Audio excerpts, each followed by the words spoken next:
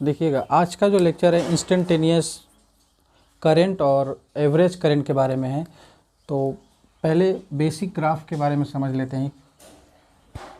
देखिए, जैसे मान लीजिए कोई जनरल कर्व है, तो किसी अगर पॉइंट पे अगर कोई लाइन टच करती है तो इसको हम टेंजेंट बोलते हैं। और अगर किसी कर्व पे अगर लाइन 2 बार कट करती है तो इसको स्लोप बोलते हैं। स्लोप इसको भी बोलेंगे, लेकिन इसको यही स्लोप जो है अब टेंजेंट बन चुका है, लेकिन ये टेंजेंट नहीं है। ये वाली जो लाइन है ये टेंजेंट नहीं है। तो बस इतना बेसिक सा मैथ का कॉन्सेप्ट था। अब आगे चलते हैं।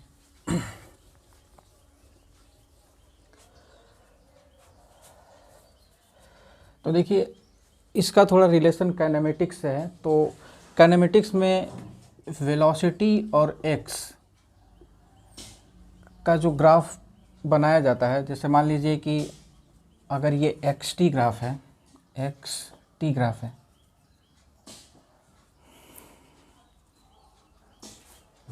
और कोई एक जनरल कर्व है इस तरीके से कोई, और हमने यहाँ पर एक कोई लाइन ऐसे ड्रॉ की, राइट। और ये टाइम एक्सिस से थीटा एंगल बनाता है।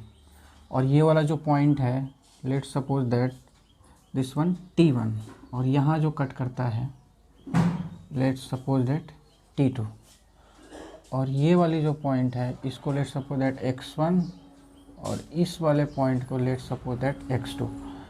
तो अब ये जो बीच की डिस्टेंस है इतनी, इसको डेल्टा टी बोलेंगे, और ये होगा T2 माइनस T1। और फिर ये जो डिस्टेंस होगी डेल्टा x, इसको बोलेंगे x2 माइनस x1, राइट।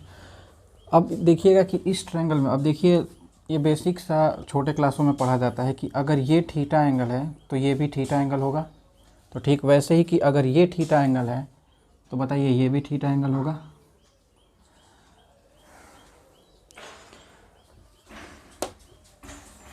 तो अब इस ट्रायंगल में देखिएगा, ये वाला जो ट्रायंगल बन रहा है, ये वाला, तो इसमें हम लिखेंगे tan theta equal to perpendicular upon base. तो ये चीज़ जो है परपेंडिकुलर है, तो इसको बोलेंगे delta x upon delta T. और ये जो चीज़ है इसको बोलते हैं एवरेज वेलोसिटी। और एवरेज वेलोसिटी का साइन जो होता है कुछ इस तरीके से भी होता है और ऐसे भी लिखते हैं। तो ये एवरेज वेलोसिटी है। आपने ये फार्मूला काइनेमेटिक्स में पढ़ा होगा, तो थोड़ा सा पेशेंस रखिएगा, क्योंकि ये लेक्चर तो है करंट इलेक्ट्रिसिटी का, आपको लग रहा होगा, लेकिन फिर ये काइनेमेटिक्स क्यों पढ़ा रहे हैं हम। तो बस थोड़ा सा रिलेशन है, वो रिलेशन पहले ही आपको बता दे रहे हैं कि x को ट्रीट कीजिएगा q की तरह, तो सारा चीज़ आपको लगेगा कि बिल्कुल करंट इलेक्ट्रिसिटी जैसा ही है। बस इस पे अभी शिफ्ट कर रहे हैं, देखिएगा कैसे। अब मैं क्या करता हूँ कि ये जो मैंने ये स्लोप बनाया है, अब इसको मैं थोड़ा सा नीचे करता हूँ। इस तरीके से क्या करता हूँ कि नीचे, मतलब ये ऐसे है, तो इस तरीके से इसको नीचे सरका रहा हूँ। तो नीचे सरकाने का मतलब ये है कि जो डेल्टा टी का जो डिफरेंस है उसको हम मिनिमाइज करना चाहते हैं, एक्चुअल में मिनिमाइज करना चाहते हैं। तो मिनिमाइज किस तरीके से करेंगे कि आप खुद देखो कि इतनी जो वैल्यू है T1 से लेकर के T2 तक, तो इतनी वैल्यू है यहाँ पे, तो इसको कम करते करते करते करते करते इसके बीच के डिफरेंस को जीरो कर देंगे। तो कैसे करेंगे आप देखिएगा। जैसे मान लीजिए अगर ये लाइन यहाँ से गई, तो अब ये वाली लाइन और ये वाली लाइन, अब देखो इतनी छोटी हो गई, और थोड़ा सा नीचे इसको करते हैं, मतलब इसको और नीचे करते हैं, तो अब देखो ये बिल्कुल भी इतनी सी, अब ये पॉइंट यहाँ पे कट करेगा तो और छोटी हो गई। तो छोटी करते करते हम करते क्या है कि एक पॉइंट पे इसके कर्व पे टच करते हैं, कुछ इस तरह रेड पेन से यूज़ करते हैं, क्योंकि ये वाला थोड़ा सा इम्पोर्टेंट है। ये वाला ऐसे, और ये जो किसी एक पॉइंट पे टच कर रहा है, अब इसको बोलेंगे टेंजेंट। हम पहले ही बताए हैं अभी शुरुआत में ही कि इसको टेंजेंट बोलेंगे। तो एक्चुअल में हमने किया क्या, मैथमेटिक्स में इसको लिखते हैं ऐसे, डेल्टा टी को, डिफरेंस को हमने जीरो कर दिया, जीरो कर दिया। और डेल्टा टी के डिफरेंस को कैसे जीरो किया, इस स्लोप को नीचे करके। और जब स्लोप को नीचे किया तो अब इस स्लोप को हम लिखेंगे, अब खुद बताओ कि इसको लिख सकते हैं क्या, dx/dt, क्योंकि अब ये तो स्लोप बन गया ना, अब ये बिल्कुल टेंजेंट बन गया, तो टेंजेंट को हम dx/dt लिखेंगे। तो अब देखो कैसे शिफ्ट होता है अब ये सारी चीज़ें। तो देखो ये जो चीज़ें हमने की हैं ऐसे, मतलब ऐसे बोल रहे हैं कि नीचे, ये नीचे की तरफ गया है और delta T tends to zero है, तो इसी को मैथमेटिक्स में लिखते हैं limit delta T tends to zero. इसके बीच के डिफरेंस को जीरो करके किसी एक पॉइंट पे ला दिए हैं हम, जीरो। और किसको किया है हमने ये मिनिमाइज, बिल्कुल डेल्टा टी को, delta x upon delta T को। और ये पूरा एक्सप्रेशन करने के बाद बन क्या गया है वो, dx/dt। और इसी को बोलते हैं इंस्टेंटेनियस वेलोसिटी। अब आपको समझ आ गया हो कि इंस्टेंटेनियस वेलोसिटी बनाने के लिए ये लिमिट क्यों ज़रूरी होती है। ये लिमिट लगता ही इसलिए क्योंकि उसको किसी एक इंस्टेंट पे लाना होता है। अगर किसी एक इंस्टेंट पे लेकर के आएंगे तो उसके लिए मुझे ये लिमिट लगानी पड़ती है। तो अक्सर मैथमेटिक्स में क्या होता है कि फिज़िक्स में यूज़ तो हो जाता है मैथमेटिक्स, लेकिन ये चीज़ समझ नहीं आती है। बस उसी चीज़ को समझाने के लिए ग्राफ का यूज़ किया गया है। अच्छा, ये काइनेमेटिक्स है। अब इसी को किस तरीके से हम यूज करेंगे करंट इलेक्ट्रिसिटी में, तो मैंने आपको पहले ही बताया कि Q को हम ट्रीट करेंगे एज X। तो जहाँ जहाँ X है वहाँ वहाँ हम Q करने जा रहे हैं। तो कुछ नहीं करेंगे बस ग्राफ में, अब बस देखो कि हम चेंज क्या कर रहे हैं। देखना जरा ध्यान से, ये गायब, अब गायब होकर के ये X की जगह Q, तो अब यहाँ पर बन जाएगा हमारा x2 था, तो x2 की जगह पे हटा करके हम q2 लगा देंगे और यहाँ पे q1 लगा देंगे। तो अब ये डिफरेंस चेंज हो करके डेल्टा q बन जाएगा और इसको बोलेंगे q2 माइनस q1। और फिर ये भी चेंज होगा, अब ये डेल्टा x ना कहला करके डेल्टा q होगा। और ये एवरेज वेलोसिटी ना हो करके आई एवरेज हो जाएगा। और ये पूरा आई बार इसको बोलते हैं, ये नोटेशन है इनका ये। तो ये एवरेज करंट का फार्मूला बन जाता है पूरा टोटल, बिल्कुल उसी से रिलेशन है। आपको समझ आ गया कि करंट इलेक्ट्रिसिटी कैसे काइनेमेटिक्स से रिलेशन है, ये चीज़ है। अब बिल्कुल अब यहाँ पर आ जाते हैं, बिल्कुल वही चीज़। तो अब ये जो लाइन है अब ये चेंज हो करके बन जाएगा dq/dt। अब ये dq/dt बन गया, तो ये चीज़ जो है बन जाएगी डेल्टा q और यहाँ पर dq, ये, और ये हो जाएगा I इंस्टेंटेनियस करंट। अब आते हैं इसके सबसे इम्पोर्टेंट पार्ट में कि जो सबसे ज़्यादा ज़रूरी है कि इतनी जो चीज़ें हमने पढ़ी इसमें ऐसा क्या चीज़ है जो हमें याद रखनी है और जो सीखना है। तो पहले तो इतना नोट कर लीजिए, यहाँ पे किनारे हो जाए, बिल्कुल पेन पेपर पे नोट कीजिएगा, ऐसे बैठने से फिर कुछ भी नहीं हो पाएगा।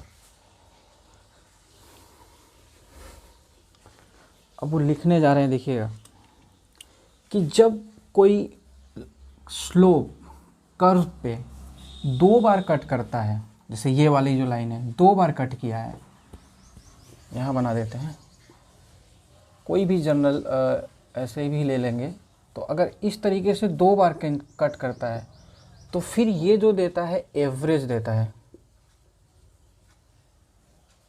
और अगर यही किसी एक पॉइंट पे टच करता है, जस्ट लाइक, थोड़ा ठीक से, तो ये 2 बार कट किया और ये किसी एक पॉइंट पे टच कर रहा है, मान लेते हैं, तो ये जो हो जाता है टेंजेंट। तो जो टेंजेंट देता है वो इंस्टेंटेनियस फिजिकल क्वांटिटी देता है। और अगर वो 2 पॉइंट पे कट कर रहा है तो उसको हम बोलेंगे एवरेज। तो यानी कि किसी भी कर्व पे अगर स्लोप 2 बार कट कर रहा है तो उसको बोलते हैं एवरेज, वो फिजिकल क्वांटिटी देगा। अगर किसी एक पॉइंट पे कट कर रहा है, मतलब टच कर रहा है, तो उसको हम बोलेंगे इंस्टेंटेनियस दे रहा है। तो इसका मेन मोटिव बस यही था कि ये चीज़ समझनी थी कि जब लाइन कहाँ टच करिए तो क्या बोलेंगे। अब इसको नोट कर लेना। अगर पॉइंट में इंपॉर्टेंट पॉइंट के तरीके से लिखा जाए कि if slope cut the curve at 2 point, then it gives average value देगा। ठीक है। अब दूसरा, if slope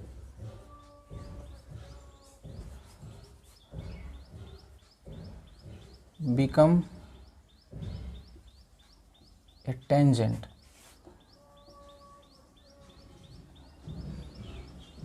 then it's give the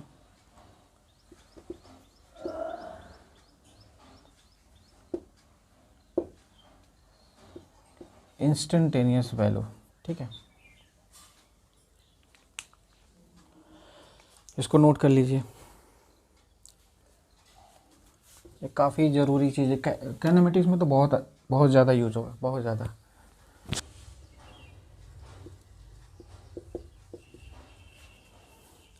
अभी क्वेश्चन देखिए कि I equal to I naught plus alpha T दिया हुआ है और आई नॉट की वैल्यू दी हुई है और अल्फ़ा की वैल्यू दी हुई है, और पूछ रहा है कि आपको वायर में किसी क्रॉस सेक्शन से इन 10 सेकेंड में कितना चार्ज फ्लो कर जाएगा, आपको चार्ज निकालना है। तो देखिए, एक बहुत बेसिक सा रूल है कि I से अगर Q जाना है और फिर अगर Q से I आना है, ठीक है, तो देखिए ये बिल्कुल उसी तरीके से है जैसे काइनेमेटिक्स में होता है कि x से v जाते हैं, v से x जाते हैं। तो यहाँ पर आपको पूछा क्या है, वो करंट पूछा है। तो हम जानते हैं कि I equal to D Q by D T होता है। और देखिएगा कि I equal to D Q by D T दिया है, तो अब यहाँ पे ये आपको cross section of wire in 10 second. तो इन 10 सेकेंड का मतलब है कि जीरो से 10 सेकेंड। इसका मतलब ये है कि मतलब आपका पहले लिमिट तो दी नहीं है, मतलब आपको लग रहा होगा कि इन 10 सेकेंड का मतलब है कि 10 सेकेंड पे, ऐसा नहीं है, 0 से 10 सेकेंड। तो और मुझे चार्ज निकालना है, तो हम जानते हैं कि I equal to D Q by D T होता है। तो सिंपल यहाँ से डी क्यू हम लिख सकते हैं इस तरीके से आई डी टी। यानी कि आप खुद देखो कि जब Q से हमें अगर I दिया हो और Q लाना हो तो इंटीग्रेशन करेंगे। यानी कि जब यहाँ से यहाँ जाएंगे तो हमें इंटीग्रेशन करना पड़ेगा, और Q से अगर I आएंगे तो हमें डिफ्रेंशिएशन करना पड़ेगा।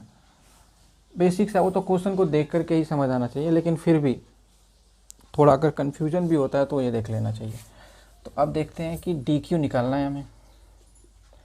तो डी क्यू को अगर I की वैल्यू दी हुई है यहाँ से 0 से 10, इसकी लिमिट होगी, तो आई नॉट प्लस अल्फ़ा टी और यहाँ पे डी टी, और ये 0 से 10 सेकेंड।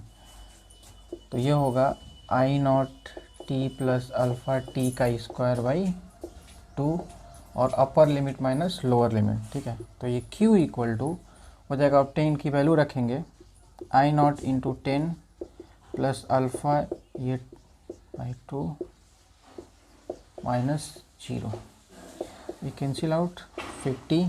तो Q की वैल्यू जो होगी अब यहाँ पर ही इसका 10 दिया हुआ है, इसका 10 और अल्फ़ा की वैल्यू 4 और ये 50, तो 100 प्लस 200 300 कॉलम, यानी कि Q की जो वैल्यू है 300 कॉलम हो जाएगी। ये आंसर हो जाएगा। बिल्कुल बेसिक क्वेश्चन है। अब ये क्वेश्चन है कि I इक्वल टू 2 + 3t, ये बिल्कुल सिमिलर क्वेश्चन है, तो आप खुद से ट्राई करके कमेंट में आंसर कीजिएगा। तो I की वैल्यू दी हुई है 2 + 3t एम्पियर, ठीक। तो ये होता है, हमें निकालना है dq equal to I dt। तो dq इक्वल टू, अब I की वैल्यू पुट करेंगे 2 + 3t। अब थोड़ा फास्ट करते हैं क्योंकि ये बिल्कुल सिमिलर क्वेश्चन है। 0 से लेकर के 10 सेकेंड। अच्छा, 0 से 10 क्यों लिखा?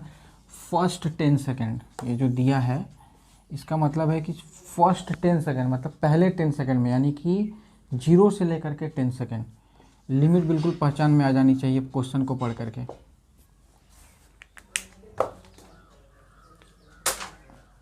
अब देखिएगा, 2t + 3t का स्क्वायर बाई 2, राइट, 0 से 10। अब ये q इक्वल टू 2 × 10 + 3/2 × 100 और ये 50। बिल्कुल कैलकुलेशन एकदम फ्रेश, आपको एकदम तेज़ी से करने आनी चाहिए। और ये 150 और ये 170 कॉलम।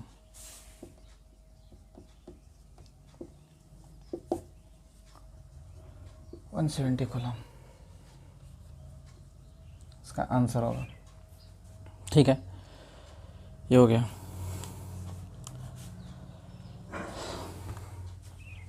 नोट कर लें इसको।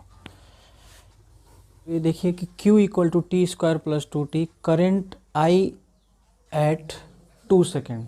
तो देखिए, एट का मतलब होता है इंस्टेंटेनियस। मतलब ये समझ जाइए कि जो क्वेश्चन में कौन सा ऐसा वर्ड यूज़ कर रहा है कि जिससे मुझे ये समझ में आ जाए कि ये क्या पूछ रहा है।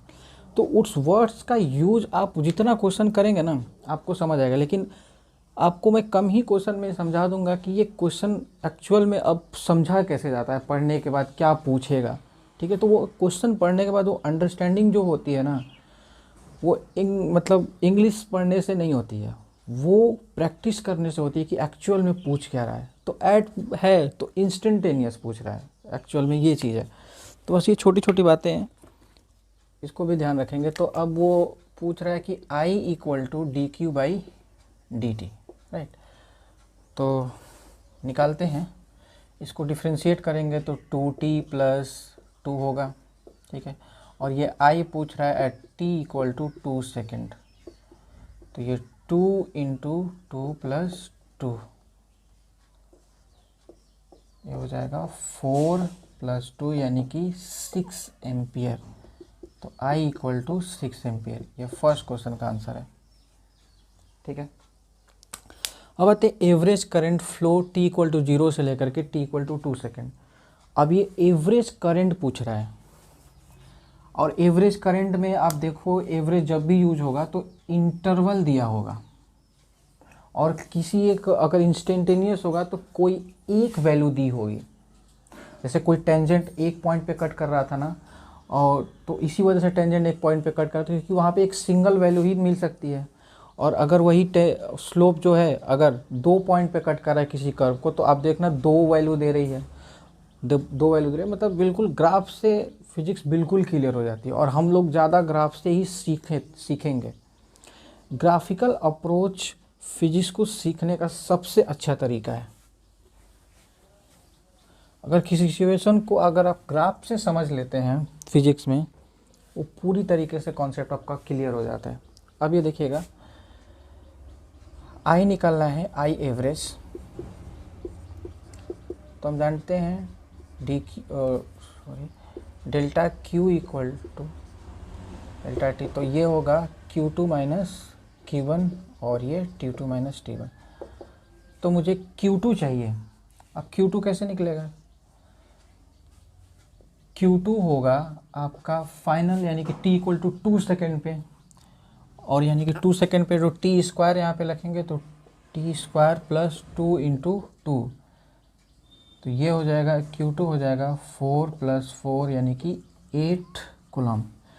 अब यहाँ पे Q1 चाहिए, तो Q1 t इक्वल टू 0 पे होगा, यानी कि फाइनल माइनस इनिशियल, तो Q 0 रखेंगे तो ये 0 0 0 हो जाएगा, यानी कि Q1 जो हो जाएगा वो 0।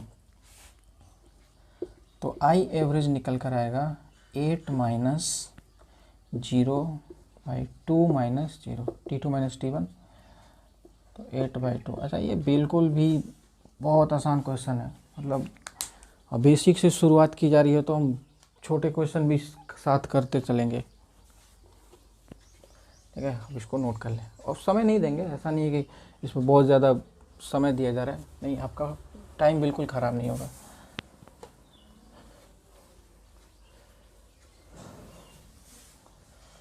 अच्छी चीज़ें जो होंगी, मतलब जिसमें कॉन्सेप्ट होगा, उसमें हम बहुत अच्छे से टाइम दे करके समझेंगे, कॉन्सेप्ट को बहुत अच्छे से टाइम देंगे, जिस क्वेश्चन को जितना समय देना है उतना ही दिया जाएगा।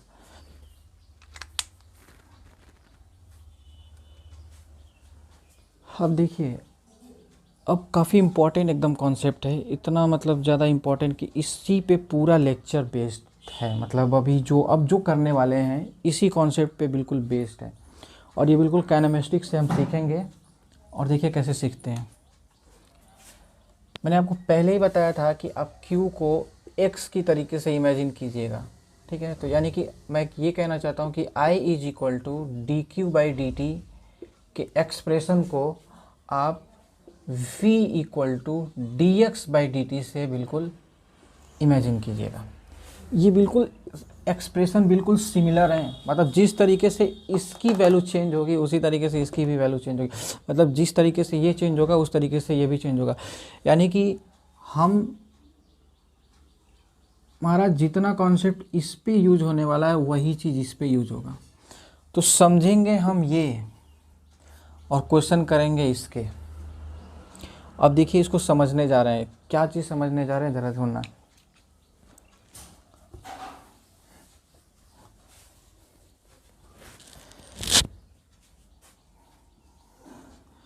मैं ये कह रहा हूँ कि V = dx/dt में अगर एक बॉल ग्राउंड फ्लोर पे है, ऐसे ग्राउंड फ्लोर पे पड़ा हुआ है, ठीक है, अब ग्राउंड फ्लोर पे पड़ा हुआ है, तो अब इसको मैंने u वेलोसिटी ऊपर की तरफ दी, u वेलोसिटी मैंने ऊपर की तरफ दी, तो जैसे मैंने ऊपर की तरफ u वेलोसिटी दी और ये ऊपर और ग्रेविटी प्रेजेंट है, तो ऊपर गई गई गई गई 0 हो गई, तो यहाँ पर इसकी वेलोसिटी जो है 0 हो गई, लेट्स सपोज दैट यहाँ 0 हो गई, और फिर ये वापस से बॉल नीचे आएगा और u से ही टकराएगा, राइट, u से ही टकराएगा, और एयर रेजिस्टेंस 0 है, क्योंकि अगर एयर रेजिस्टेंस 0 नहीं होगा तो फिर कहानी बदल जाती है, वो फिर वो सेम से नहीं टकराता है। और एयर रेजिस्टेंस काइनेमेटिक्स में हम पढ़ेंगे, ड्रैग फोर्स आता है तो क्या होती है चेंजेस, वो काफ़ी अच्छे से डिटेल में बिल्कुल पढ़ेंगे काइनेमेटिक्स में। अब देखिए, u से गया और u से नीचे आकर के टकराया, ठीक है, आप यहाँ से ध्यान से देखो, मैं क्या बताना चाहता हूँ कि जहाँ पर इसकी वेलोसिटी 0 हुई है वहाँ पर वेलोसिटी की डायरेक्शन चेंज हो गई है। अगेन रिपीटेड, कि जहाँ पर वेलोसिटी 0 हुई है वहाँ पर वेलोसिटी की डायरेक्शन चेंज हो गई है, यानी कि जिस समय इसकी वेलोसिटी, जो टाइम जो होगा यहाँ पर, जिस टाइम पर वेलोसिटी 0 होगी उसी टाइम पर वेलोसिटी अपनी डायरेक्शन को चेंज करेगा, वेलोसिटी अपनी डायरेक्शन, यानी कि मैं इसी पे कह रहा हूँ कि वेलोसिटी अगर जहाँ 0 होगी then velocity changes its direction. वो आपको दिख रहा होगा यहाँ पे कि जहाँ पे वेलोसिटी 0 हो रही है वहाँ पर वेलोसिटी की डायरेक्शन चेंज हो रही है, लेकिन ये आपको बहुत छोटी सी चीज़ लग रही होगी, लेकिन अब देखिएगा कि इसी को कैसे हम शिफ्ट करते हैं करंट पे। अच्छा, इसका ग्राफ से भी समझ लेंगे, क्योंकि मैं बताता हूँ कि ग्राफ से समझना बहुत ही आसान हो जाता है। मान लेते हैं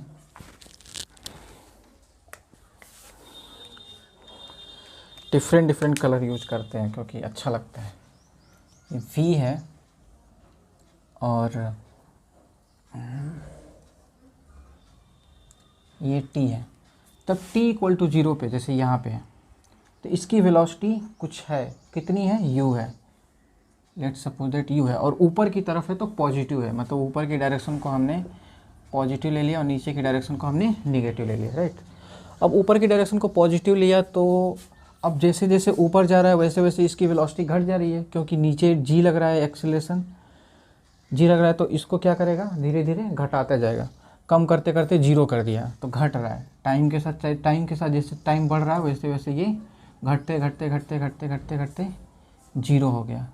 और let suppose that t time पे बिल्कुल 0 हो गया, और फिर यहाँ से बढ़ना शुरू होगा, लेकिन अब वो उल्टी डायरेक्शन में बढ़ना होगा, यानी कि अब नीचे की तरफ इसकी वेलोसिटी बढ़ेगी। तो बढ़ रही है वेलोसिटी, देखिएगा, मतलब जैसे जैसे टाइम बढ़ा अब इसकी वेलोसिटी बढ़ने लगी, लेकिन निगेटिव डायरेक्शन में, और कितनी हो जाएगी बढ़ करके, वापस से -u हो जाएगी। तो नीचे का जो ग्राफ बता रहा है आपका वो निगेटिव, इस वाले सेक्शन का ये ग्राफ है, ये वाला हिस्सा, और ये वाला जो हिस्सा है वो ये वाला सेक्शन बता रहा है आपका, ठीक है।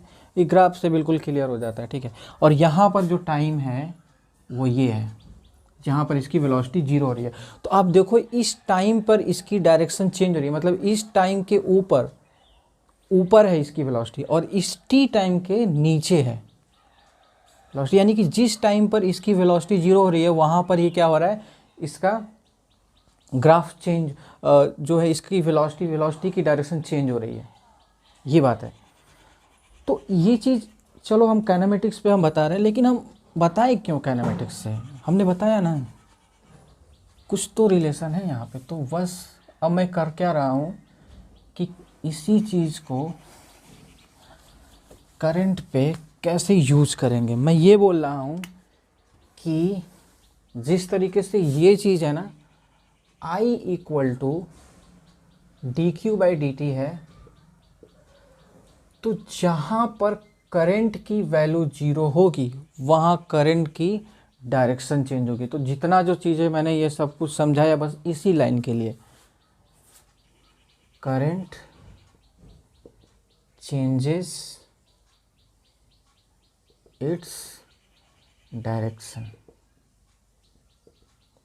जिस टाइम पर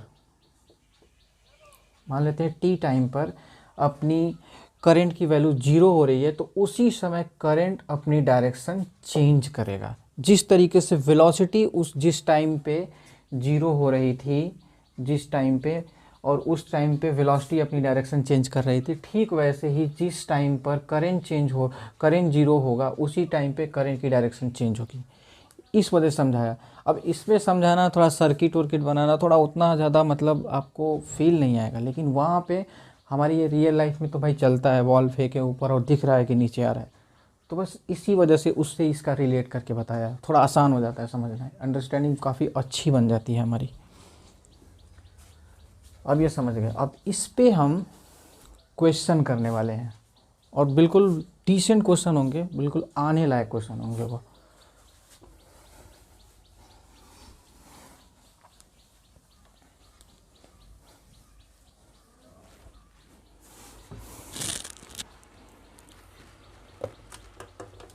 अब ये देखिए जो क्वेश्चन दिया है कि given charge flow is q equal to T square e की power 2 - t, find out the time when current changes इस डायरेक्शन।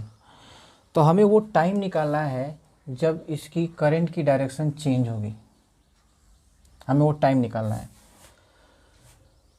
तो करंट की डायरेक्शन तो अब हम जानते हैं I इक्वल टू dq/dt होता है।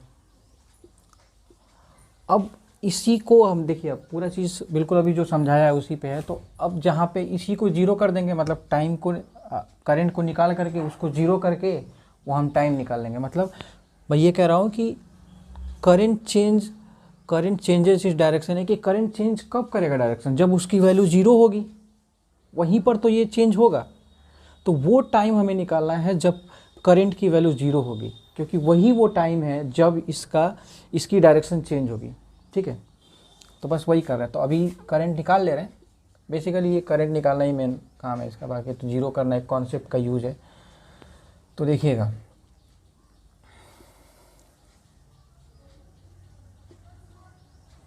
t² e - 2t ये है। अब इसका डिफ्रेंशिएशन, अब बिल्कुल चेन रूल चलेगा भाई, पहले बता दे रहे हैं, वो आपको आना चाहिए। Differentiation of u v versus अगर dx है तो डिफ्रेंशिएशन ऑफ u को एज इट इज़ रख लेते हैं और इसको dv/dx प्लस बता दे रहे हैं क्योंकि छूटे ना आपका कुछ, ये चीज़ ये यूज होगा बस। और फिर एक और चीज़ जो यूज होगी मैं बता रहा हूँ कि e की पावर अगर 2x है, यहाँ बता रहे हैं कि e की पावर अगर 2x है और इसका डिफ्रेंशिएशन हम करते हैं और थोड़ा माइनस लिख लेते हैं क्योंकि माइनस ही इसमें आएगा, -2x है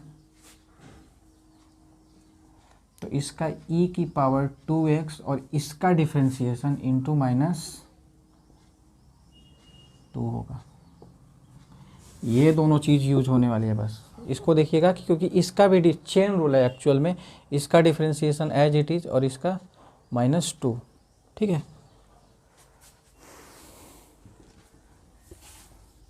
मैं बायो वाले स्टूडेंट को बताया हूँ, मैथ वाले तो मतलब क्या बता रहे हैं, ऐसा इतनी छोटी सी चीज़ पर उनके लिए बड़ी हो जाती है यार। I इक्वल टू, अब देखिएगा यहाँ पर, अब पहले को रख लेते हैं, ठीक है। मान लेते t² को एज इट इज़ रख लिया। अब इसको करते हैं e की पावर -2t इंटू -2, ठीक है। फिर प्लस, फिर अब e² को एज इट इज़ रखेंगे, e की पावर -2t को एज इट इज़ रखेंगे और t² को डिफ्रेंशिएट करेंगे तो इसका 2t, राइट, ठीक है। अब इसको थोड़ा सा ठीक से लिखते हैं, इसको पहले लिख लेते हैं e की पावर -2t e की पावर -2t और फिर ये वाली जो चीज़ है इसको लिख रहे हैं, इसको यहाँ पे -2t का स्क्वायर e की पावर -2t, ठीक है। I की वैल्यू आगे लिखते हैं। अब देखिएगा e की पावर -2t बाहर निकाल लेंगे तो अब बनेगा यहाँ पे 2t माइनस, बचा क्या,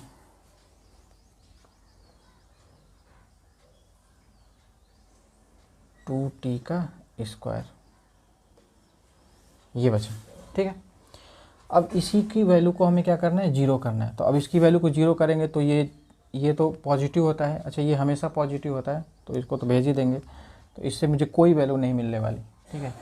इसको हटा देंगे। तो अब यहाँ पर आते हैं, तो यहाँ पर हम आएंगे तो देखिए, अब ध्यान से सुनिएगा, यहाँ पे t बाहर निकाल रहे हैं तो 2 - 2t इक्वल टू 0। तो यहाँ से या तो ये 0 होगा या तो ये 0 एक बार और एक बार ये 0, तो यहाँ से दो वैल्यू निकल कर आएगी, t इक्वल टू 0 और इसको 0 करेंगे ये वाला, तो 2 - 2t इक्वल टू 0। तो t इक्वल टू -2 तो ये कैंसिल आउट होगा तो 1 सेकेंड आएगा इसका, तो t की वैल्यू 2 आ गई, t equal to 1 second. I hope ये आ रहा होगा नीचे, तो 2 वैल्यू आ गई। करंट अपनी डायरेक्शन चेंज कब करेगा, t इक्वल टू 1 सेकेंड वाला लेंगे, क्योंकि t इक्वल टू 0 पर तो अभी करंट, अब देखिए यहाँ पर करंट 0, अब ये जो आया है करंट के दो वैल्यूज आए हैं, t इक्वल टू 0 और t इक्वल टू 1 सेकेंड। तो करंट 0 कब होगा, इन दो वैल्यूज़ पे होगा, ठीक है। एक तो शुरुआत में जब 0 होगा, करंट 0 होगा तो धीरे धीरे करंट बढ़ना शुरू होगा, और फिर ये t इक्वल टू 1 सेकेंड है तो उस समय क्या होगा, उसकी करंट 0 हो जाएगी, तो ठीक है। तो इस समय अपनी करंट डायरेक्शन चेंज करेगा, ठीक है। t इक्वल टू 0 वाला नहीं लेंगे, t इक्वल टू 1 सेकेंड वाला हमारा आंसर होगा, ठीक है। अच्छा, मैंने ये क्यों बताया है, दो लिमिट्स, दो वैल्यू क्यों निकाली है, t इक्वल टू 0 या t इक्वल टू 1 सेकेंड, ये आपको आगे समझ आएगा, क्योंकि ये चीज़ काफ़ी इंपॉर्टेंट है, ये दो वैल्यूज़, ठीक है। इसको अभी पकड़ के रखिएगा कि आप वाकई में आके क्यों इतना हम इस पे जोर दे रहे हैं, आगे आएगा, थोड़ा पेशेंस रखिए।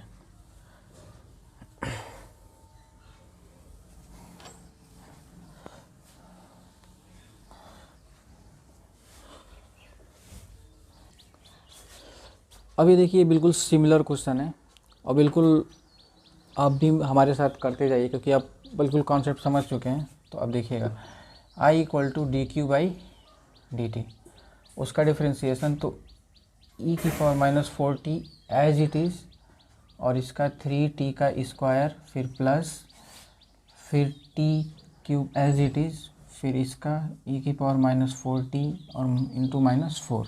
ठीक है, इसको बाहर निकाल लेते हैं, e की पावर माइनस 4t और t स्क्वायर भी मुझे दिख रहा है बाहर निकल आएगा, तो फिर यहाँ बचेगा 3 माइनस 4 और फिर यहाँ पे t ये बचेगा। अब इसी की वैल्यूज़ को क्या करना है, मुझे जीरो करना है क्योंकि उसी समय करंट की डायरेक्शन चेंज होगी। तो मुझे e की पावर माइनस 4t और t square 3 minus 4t equal to 0। तो यहाँ से t इक्वल टू 0 आएगा और यहाँ से इसको 0 करेंगे तो 3 माइनस 4t इक्वल टू 0। तो t इक्वल टू यहाँ पर आएगा, अब इसको इधर लेके जाएंगे तो minus t minus 3 by minus 4 ये कैंसिल आउट होगा, तो t इक्वल टू 3/4 हमारा आंसर आ जाएगा। ठीक है, तो दो वैल्यू हमारे पास आ गए, t इक्वल टू 0 और t इक्वल टू 3/4। ठीक है, तो ये वो टाइम है जब करंट अपनी डायरेक्शन चेंज करेगा t इक्वल टू 3/4 पे। ठीक है, अब इसको नोट कर लें। अब देखिए, अब इस चीज़ को इतना आप करेंगे, अब इसका एक शॉर्टकट ट्रिक भी है और आप मैंने पहले इस वजह से नहीं बताया क्योंकि आप ये सब करेंगे नहीं और ये सब आप करेंगे नहीं, छोड़ देंगे ऐसे ही, पर ये करना बहुत ज़रूरी है। तो अब देखिएगा इसकी शॉर्टकट ट्रिक, इतना करने की ज़रूरत नहीं पड़ेगी, देखिएगा बस 1 सेकंड में आंसर आएगा। अगर लेकिन फंक्शन जो है इस तरीके का होना चाहिए। तो जो अब शॉर्टकट ट्रिक है भाई, तो भाई इम्पॉर्टेंट है। तो e की पावर q दिया हुआ है, t कुछ इस तरीके से तो दे रहा था, e की पावर माइनस बी टी, इस तरीके के फंक्शन थे, इस तरीके का फंक्शन था। और ये थोड़ा सा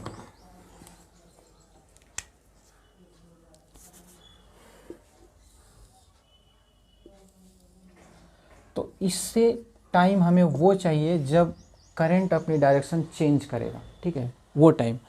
तो देखिएगा क्या लिखेंगे, सिंपल देखिएगा, t की पावर a है ना, तो t की पावर जो a है वो लिख देंगे और जो b e की पावर में जो लगा हुआ है t का जो कोफिशिएंट है वो लिख देंगे। आपका डायरेक्ट आंसर निकल आएगा विद इन सेकेंड आएगा। और देखिए अभी जो हम लोगों ने जो किया था क्वेश्चन, अब वो क्या था, 2 क्वेश्चन हमने किए थे, 2 क्वेश्चन जो किए थे वो था q equal to T square और e की पावर माइनस शायद 2t था, आई नो, और t का क्यूब अगर ऐसा नहीं है तो माइनस 4t, कुछ इस तरीके से था। ठीक है, आप चेक कर लो। तो अगर ये इसका यहाँ से निकालेंगे तो t की वैल्यू जो होगी 2/2, तो देखो 1 सेकेंड, यानी कि ये वाला ऊपर और ये वाला नीचे, a/b कर देंगे। और फिर वही चीज़ यहाँ पे देखो, t इक्वल टू a/b यानी कि 3/4, बिल्कुल 1 सेकेंड में, मतलब वो चेन रूल डिफरेंशिएशन लगाना तो ज़रूरत ही नहीं है। तो ये शॉर्टकट ट्रिक है। तो शॉर्टकट ट्रिक बिल्कुल कॉन्सेप्ट के बाद ही समझना चाहिए। हमेशा ट्रिक नहीं अच्छा लगता, लेकिन ट्रिक होना ज़रूरी है क्योंकि क्वेश्चन में आपका वो टाइम बिल्कुल भी मैनेज करने के लिए वही काम आता है। बिल्कुल बहुत तेज़ी से क्वेश्चन होने लगते हैं और इसी से रैंक भी, जिसको ट्रिक थोड़ा पता होती है तो बहुत तेज़ी से, मतलब वो 3 घंटे का काम जो है वो भैया 1.5-2 घंटे में ही करके बैठ जाते हैं। ठीक है, तो वैसा ही हमें बनना है कि 3 घंटे का जो पेपर है ना वो 2 घंटे में सॉल्व करके बैठ जाए और वेट करे कि रिज़ल्ट कब आए, अंडर 10, अंडर 100, मतलब अच्छी बात है अगर ऐसा आता है तो, और आ जाएगा अगर आपको ऐसे ही धीरे धीरे आप पढ़ते रहे डेली। अब ये वाला टॉपिक देखिए कि calculation of average current from the current time graph equation by the graphical method. तो देखिएगा एक कोई ग्राफ है आई वर्सेस टी और कोई एक जनरल कर्व है इस तरीके से, तो इसमें हम एक स्ट्रिप काटते हैं डी टी लेंथ का, ये वाला डी टी लेंथ का स्ट्रिप काटते हैं और लेट सपोज दैट ये वाली जो लेंथ है वो आई है। तो आपको ये देखिए एक छोटा सा एक रेक्टेंगल दिख रहा है, तो ये लेंथ इनटू ब्रीथ, तो अगर इसका हम एरिया लिखेंगे इस स्ट्रिप का, area equal to I into D T, और आई इंटू डी टी होता है हमारा चार्ज, और ये चार्ज बहुत ही छोटा है क्योंकि एक छोटे से एरिया में लिया गया है ये, तो इस वजह से इसको हम बोलेंगे डी क्यू चार्ज। ठीक है, तो अभी मान लेते हैं कि ये जो स्ट्रिप है एक्चुअल में इंटीग्रेशन में होता क्या है, ज़रा देखिएगा कि ये मान लेते हैं कि ये t1 टाइम से लेकर के t2 टाइम तक हम ग्राफ को इंटीग्रेट करना चाहते हैं। तो देखिए i इक्वल टू होता है D Q by D T, इसको इधर लेके गए डी टी को, तो आई डी टी जिस तरीके से होगा, फिर इसको हम इंटीग्रेट करेंगे, तो इंटीग्रेट करेंगे तो ये डी क्यू हो जाएगा क्यू, फिर ये आई डी टी। अब देखिए आई डी टी को हमने इंटीग्रेट किया तो वो एक कैपिटल क्यू बन गया, मतलब कि T1 से लेकर के T2 तक हम इसको इंटीग्रेट करेंगे, यानी कि T1 से लेकर के T2 तक इंटीग्रेट करेंगे। और किससे इंटीग्रेट करेंगे कि ये dt जो एलिमेंट है ये यहाँ से लेकर के यहाँ तक रन करेगा अपनी लिमिट T1 से लेकर के T2 तक, ताकि ये पूरे ग्राफ को कवर करके इसका एरिया दे सके। और इसका एरिया जब वो देगा तो वो जो एरिया होगा वो टोटल चार्ज T1 से लेकर के T2 तक जितना चार्ज इसमें फ़्लो हुआ होगा वो सारा का सारा आपका इस फॉर्मूले से आ जाएगा। बस वहाँ से वहाँ तक की लिमिट रखनी पड़ेगी। तो लिमिट का मतलब यही है कि यहाँ से यहाँ तक का उसको चार्ज देना है। और ये जो I वर्सेस T ग्राफ जो होता है ये nothing but this is area equal to जो होता है चार्ज होता है। ठीक है, ये ग्राफ का ये कॉन्सेप्ट है I वर्सेस T का। ठीक है, अब इसको नोट कर लीजिए।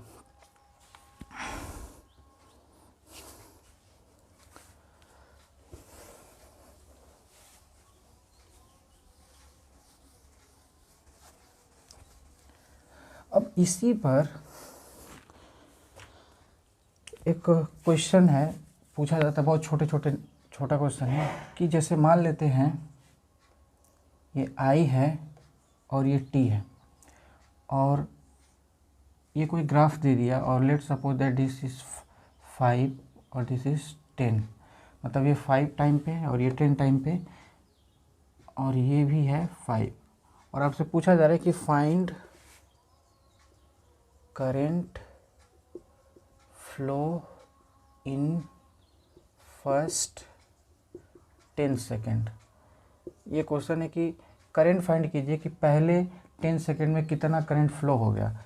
तो देखिए इसका सीधा सिंपल सा है कि ये पूरा ये ग्राफ का एरिया निकाल दें, और पूरे ग्राफ का एरिया निकाल देंगे तो टोटल चार्ज निकल आएगा यहाँ से लेकर के यहाँ तक का जितना हमें पूछा हुआ है। तो चलिए एरिया निकालते हैं। तो एरिया इक्वल टू होगा इसका area half into base into height, और इसका एरिया लेंथ इंटू ब्रीथ, और ये जो लेंथ है 5 है और ये जो लेंथ है ये भी 5 है और ये जो लेंथ है ये भी 5 है। ठीक है, तो 5 इंटू 5 तो देखिएगा 1/2 बेस 5 और इंटू हाइट भी 5 ही है, प्लस अभी 5 इंटू 5 मैंने एरिया ऑफ द रेक्टेंगल यह आएगा 1/2 तो 25 प्लस 25 25/2 प्लस 25/, तो अब ये यहाँ पर आएगा 250, तो 75/2 और ये आएगा 37/5।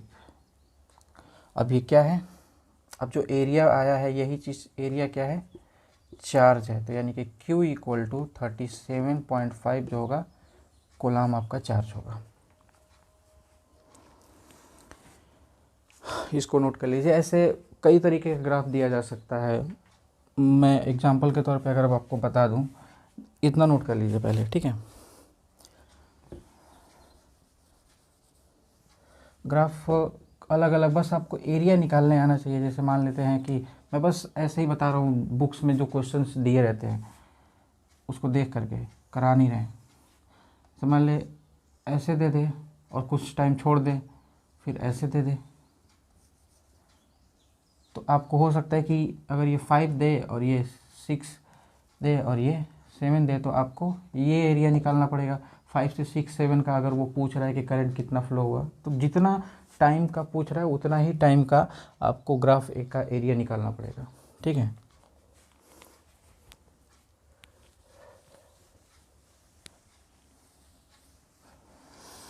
अब ये देखिए, तो ग्राफिकल मेथड से था। अब आते हैं कैलकुलस मेथड से। कैलकुलस मेथड से का मतलब है कि इसमें मैथ लगेगी, और वो मैथ जो है देखिएगा भाई, कैलकुलस मेथड। देखिए, हम जानते हैं कि I इक्वल टू जो होता है Q/T होता है, I इक्वल टू Q/T होता है। तो I एवरेज हमें निकालना है, सारा कैलकुलेशन I एवरेज के लिए है।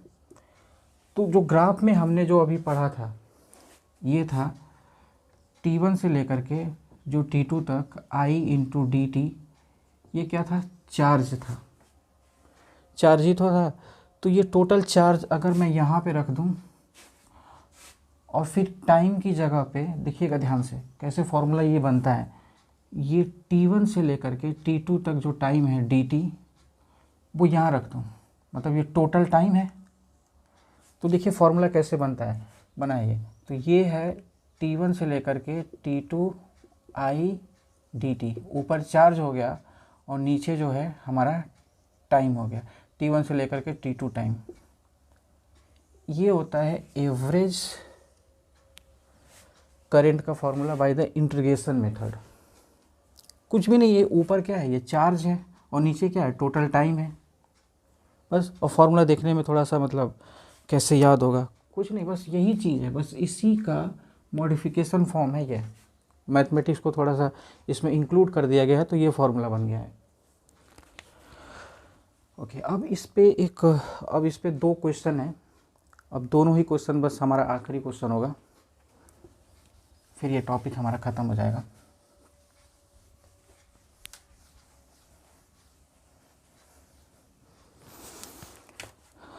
क्वेश्चन है हमारे पास कि दिया हुआ है I equal to 4 - 2t, calculate I average, ठीक है। बस इतना ही क्वेश्चन में दिया हुआ है। थोड़ा सा और लैंग्वेज को बढ़ा के रहेंगे तो given current function is this और कैलकुलेट द I एवरेज। आप खुद देखिए, जो हमने फार्मूला अभी पढ़ा था कि T1 से लेकर के T2 और I dt था, और T1 से लेकर के T2 dt, ये था I एवरेज का, ठीक है। यहाँ पे T1 की ज़रूरत है और T2 की ज़रूरत है।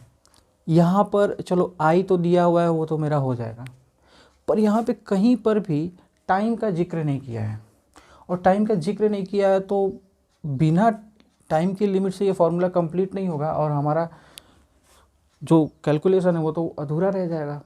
तो बस इसी T1 और T2 को निकालने का तरीका सुनिए। देखिए, हमेशा कितना भी मतलब टाइम हम लेते हैं तो निगेटिव में तो होता नहीं है, टाइम हमेशा t इक्वल टू 0 से शुरुआत होता है। तो पहली लिमिट इसकी आप पहले से मान करके चलेंगे कि t इक्वल टू 0 से शुरुआत हुई करंट का फ्लो, ठीक है।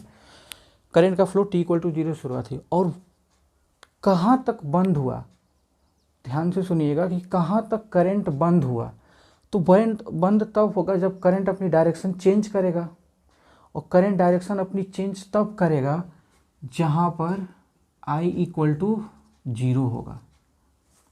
या फिर हम कह सकते हैं कि t इक्वल टू 0 से लेकर के जहाँ तक करंट I इक्वल टू 0 तक वो टाइम हमें निकाल लेना है t2, और वो t2 टाइम को इस रख करके इंटीग्रेट कर देंगे। तो t2 निकालने के लिए I इक्वल टू 0 रखेंगे, क्योंकि अपने हम इसी पे तो काफ़ी जोर दिए थे कि इस वक्त जो है करंट अपनी डायरेक्शन चेंज कर रहा होगा जब I इक्वल टू 0 होगा, तो वो हमें निकालनी है I इक्वल टू 0। तो इसके वैल्यू को जीरो रख करके t2 हम टाइम निकालेंगे।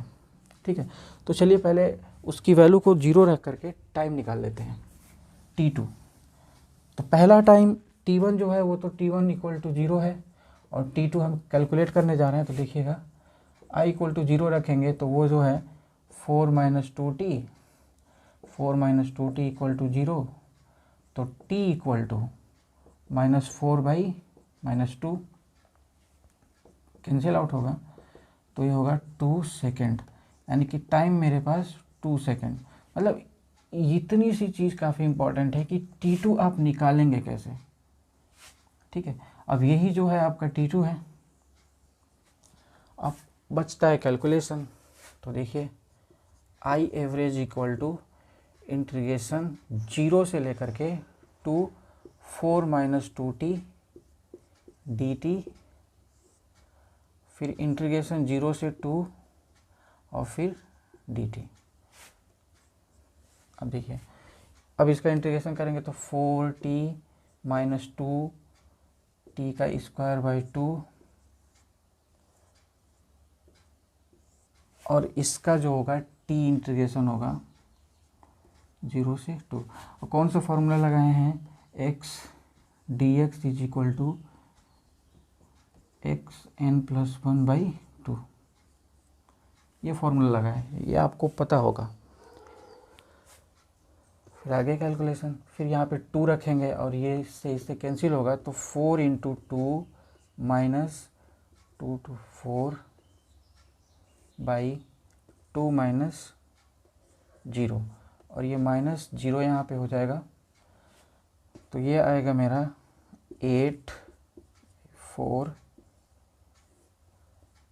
2, तो 4/2 कैंसिल आउट होकर के 2 एम्पियर इसका आंसर आएगा। ठीक है, तो I एवरेज की जो वैल्यू आ गई हमारे पास 2 एम्पियर। अब देखिए इस क्वेश्चन में ध्यान देने वाली क्या चीज़ है कि लिमिट नहीं दिया हुआ है, बाकी ये कैलकुलेशन तो कोई भी कर लेगा प्रैक्टिस से। तो बस मेरे पास t1 इक्वल टू 0 से शुरू करेंगे, ये पहला इम्पॉर्टेंट पॉइंट है। और फिर t2 निकालने के लिए ये जो दूसरा इम्पॉर्टेंट पॉइंट है कि I इक्वल टू 0 रखेंगे और वहाँ से t2 की वैल्यू निकाल लेंगे, ये और वही t2 यहाँ पे रख देंगे, सारा कैलकुलेशन आ जाएगा। तो सारी बात यहाँ पर ये चीज़ इम्पॉर्टेंट रखता है कि पूरा क्वेश्चन का बेस यहाँ रुका हुआ है। ठीक है, आप देखिए कि क्वेश्चन एक्चुअल में कहाँ फंस सकता है, बस वही चीज़ पॉइंट में ज़्यादा हाईलाइट कर रहा हूँ। ठीक है, अब आगे का क्वेश्चन देखिएगा। ये वाला क्वेश्चन थोड़ा सा स्लाइटली इसके कैलकुलेशन में डिफ़िकल्टी है, बाकी कॉन्सेप्ट तो बिल्कुल यही चीज़ है, बिल्कुल यही लगेगा। क्वेश्चन है कि आपका इस वक्त Q दिया हुआ है -b का t², और पूछ रहा है कि कैलकुलेट यानी कि फाइंड आउट I एवरेज। ठीक है, ये दिया है। तो इस वक्त चार्ज दिया हुआ है, I नहीं दिया हुआ है। तो देखिए एक बहुत ही, अगर आप थोड़ा सा दिमाग लगाएंगे तो देखिए इसको सॉल्व करने के लिए आप ये वाला फार्मूला इंटीग्रेशन वाला नहीं लगाएंगे, सीधा आप यही लगा लीजिए ना, ΔQ/ΔT, यहीं से सारा काम खत्म हो जाएगा। और इसी से सॉल्व हम कर दे रहे हैं, और आप बड़े वाले से करेंगे तो करिएगा, हम भी उसको कर रहे हैं। तो देखिए पहले तो यहाँ से Q2 माइनस Q1 निकाल लेते हैं। जब करंट दिया हो तो I एवरेज का फॉर्मूला ये लगा दीजिए कि ये, ठीक है। लेकिन अब बात यहाँ पे फिर से वही फंसती है कि भाई T2 तो हमें पता नहीं, T1 इक्वल टू 0 ले लेंगे, लेकिन T2 हमें नहीं पता। तो उसके लिए वही चीज़ आई इक्वल टू 0 रखेंगे, T2 वहाँ से निकलेगा। तो इसको इंटीग्रेट करेंगे, इसको तो इंटीग्रेशन से जो करना है वो तो काफ़ी बड़ा होगा, लेकिन अब आई तो मुझे चाहिए, तो हमें इसको डिफ्रेंशिएट करना पड़ेगा ताकि करंट का फंक्शन आ जाए। तो डिफ्रेंशिएट करेंगे तो ये आएगा a माइनस 2TB ये, और इसको इक्वल टू 0 रखेंगे तो इसको उधर लेके जाएंगे तो a 2TB a/2b/T, तो ये T2 आ गया मेरा। ये आपको करना पड़ेगा, मतलब यही सबसे इम्पोर्टेंट पॉइंट है। बार बार मैं इसी पे इंसिस्ट कर रहा हूँ कि इसको बिल्कुल भूलना नहीं है, क्योंकि पूरा लेक्चर ही मैं कह रहा हूँ कि इसी पे बेस्ड है। आई इक्वल टू 0 रख दीजिए, वहाँ से टाइम निकालिए। अब निकालते हैं, ये T2 आ गया, इसको लेट से T2 और T1। अब क्या करना है कि अब Q2 निकालना है और Q1 निकालना है, तो Q2 पहले निकाल लेते हैं। ये वैल्यू रखेंगे यहाँ पे, तो A इंटू अभी A इंटू T2 तो A2B माइनस B इंटू इसका स्क्वायर यानी कि A स्क्वायर 4B का स्क्वायर, तो ये कैंसिल आउट होगा, तो हमारा बनेगा A square 2B minus A square 4B। अब इससे A स्क्वायर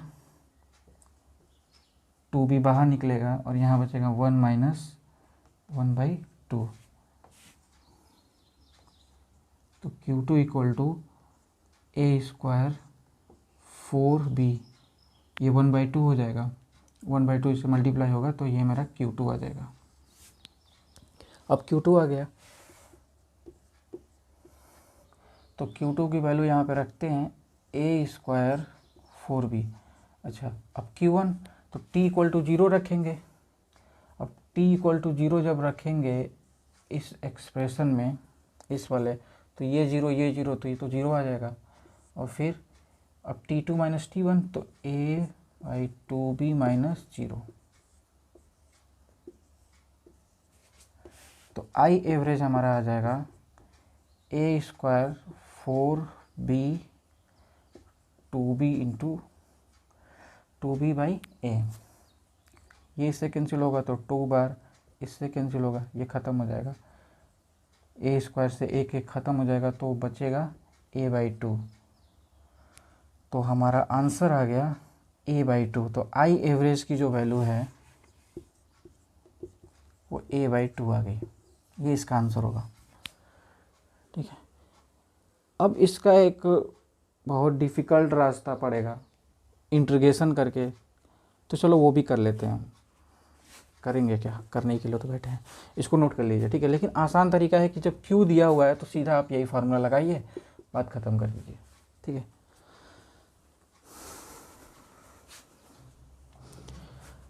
यहाँ पे T इक्वल टू 0 T1 और लिख लेते हैं क्योंकि इसकी ज़रूरत तो पड़ेगी।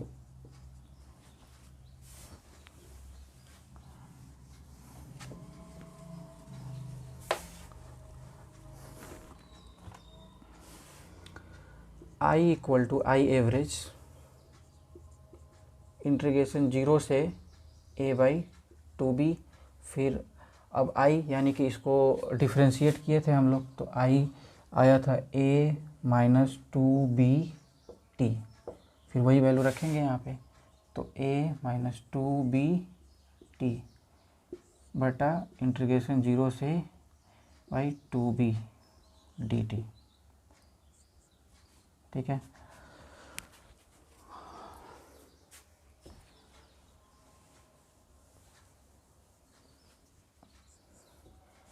अब ये होगा AT माइनस 2BT का स्क्वायर बाई 2, फिर 0 से A/2B। कैलकुलेशन बहुत आराम से कीजिए, बिल्कुल घबराना नहीं है। By 2B minus 0। अभी रखिए A into upper limit minus lower limit, तो A/2B माइनस 2B तो अच्छा, इससे कैंसिल आउट कर दीजिए, बेकार का फालतू क्यों इसको आगे ले चलना। और T स्क्वायर यानी कि A square 4 B by A by 2b equal to, अब देखिएगा ये कैंसिल आउट हो जाएगा, यहाँ पे बी स्क्वायर होगा तो एक बी कैंसिल आउट होगा, क्योंकि यहाँ पे जब हम रखेंगे तो ये पूरा स्क्वायर आएगा ना, तो ए स्क्वायर, इसका स्क्वायर 2 और बी स्क्वायर, ठीक है। तो A square 2b minus A square 4b by A by 2b।